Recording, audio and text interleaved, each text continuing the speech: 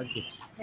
Ada tak kesan-kesan tanda awal kolesterol yang tak baik dalam badan kita yang mengakibatkan risiko penyakit jantung dari mata kasar? Ataupun memang kena buat ujian darah juga untuk kita tahu result tu. Okey, dan soalan yang kedua, dalam rawatan tradisional ada yang mengatakan dengan berbekam darah boleh mengurangkan kolesterol dalam badan kita. Okey. Dan soalan yang ketiga, apakah suplemen dan diet yang sesuai untuk macam saya yang umur 40 tahun ke bawah dan senaman ringan yang sesuai yang boleh kita lakukan dalam seharian? Okey. Okey. Terima kasih soalan. Okey. Bagus soalan-soalan ni. Okey, terima kasih Muhammad Fahimudin, Saudara Fahimudin. Banyak soalan tu. InsyaAllah kita menjemput doktor untuk jawab. Okey, jumpa lagi Cik Fahimudin. Boleh terus tunggu ni. Okey. Silakan doktor. Terima kasih soalan tu. Tanda-tanda awal kolesterol. Kolesterol ni dia tak ada tanda-tanda awal. Ada satu golongan manusia yang istimewa yang Allah Subhanahu Wa Taala bagi pada mereka, familial hypercholesterolemia, yang daripada dia punya genetik dia ada keturunan yang memang ada berisiko tinggi untuk dapat kolesterol, yang Allah bagi tanda kat dia ialah di keliling mata dia tu ada macam deposit warna lemak kat keliling mata.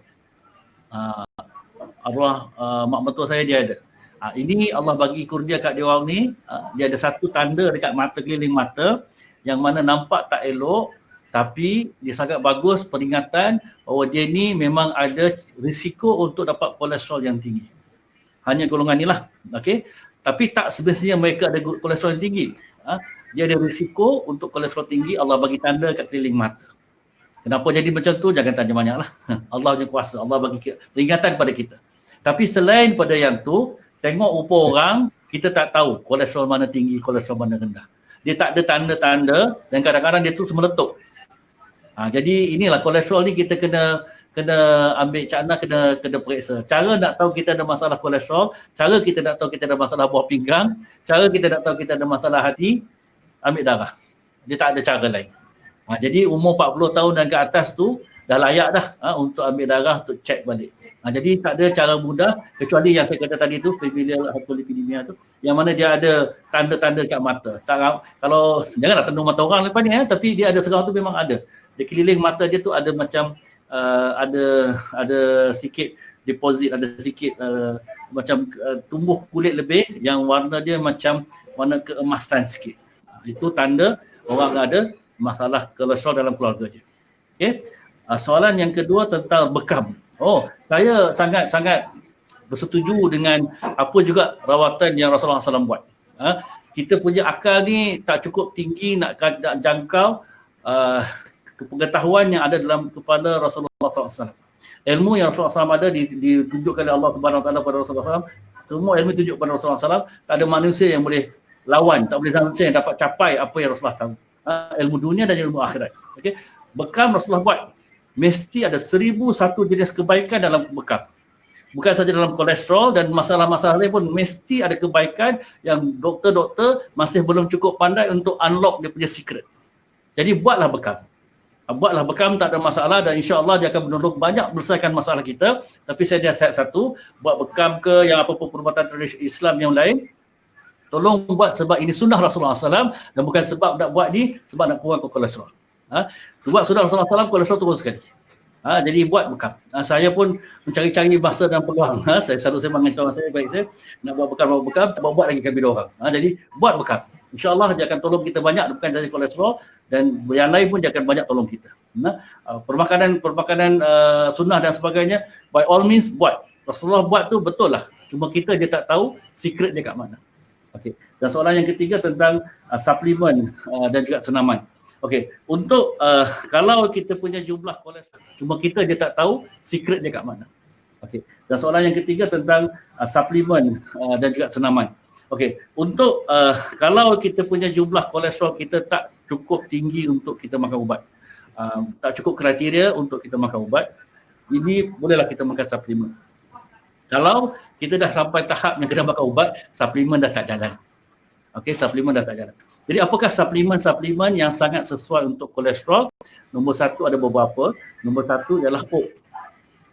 Makan oat dia akan turun. Okey. Bukan oat 3 in 1, oat yang kena campuran air yang tak berapa sedap sikit tu. Yang 3 in 1 tu dia sangat-sangat minimal value dia lah. Okey. Boleh tak ambil suplemen untuk kolesterol tinggi? Kolesterol tinggi tak boleh ambil suplemen dah. Encik kalau kolesterol tinggi kena makan ubat. Tapi kolesterol kalau tak tinggi, kita ada risiko kolesterol, kita ada family history kolesterol, ada nak maintain sikit, kita ambil satu oat. Nombor 2, omega 3. Susu omega 3 boleh, dia punya kapsul omega 3 pun tak ada masalah. Dia untuk radikal, kita buangkan radikal, boleh, tak ada masalah. Setengah orang kata fish oil, tapi tak dapat berapa banyak sangat dia punya kelebihan yang kita dari kajian sains tak berapa tinggi sangat. Jadi ini yang dua lah. Minyak zaitun, cuka dan yang lain, madu semua tu tak ada kajian secara saintifik yang boleh dibuat, yang dibuat, yang ada data yang mana kita boleh cara di firmnya kita kata ini boleh bagus. Tapi yang provennya, yang terbuktinya ialah oat dan juga omega 3, setengah berpendapat fish oil. Okey. Senaman yang bagus untuk kolesterol. Senaman ni dia ada 3 jenis senaman. Satu senaman untuk flexibility, kita punya regangan, stretching. Satu senaman untuk jantung, cardio workout. Macam kita main basikal, kita berenang, kita jogging, kita berjalan, benda-benda yang macam ni ialah untuk jantung. Yang satu lagi senaman untuk otot, agak berat dan sebagainya. Senaman yang sesuai untuk kolesterol, untuk menurunkan kolesterol adalah cardio workout. Dia cara yang paling simple yang disarankan pada yang masa ni saya ingat lagi, berjalan kaki setengah jam tanpa henti adalah senaman yang paling bagus. Lagi laju kita jalan, lagi bagus. Kalau kita boleh berlari, lagi bagus. Okay? Jadi sebenarnya kalau kita berlari laju, dia ada makin kurang dia punya duration masa tu. Tapi ambil paling mudah, strolling, jalan-jalan pelan-pelan selama 30 minit, sangat-sangat bagus. Naik basikal ke, berenang ke, rowing, mendayung, semua yang berkaitan dengan jantung ni sangat-sangat bagus untuk menurunkan kolesterol. InsyaAllah. Okey, tadi ada juga soalan tentang ni. Doktor boleh ulas ni, ada ni bos saya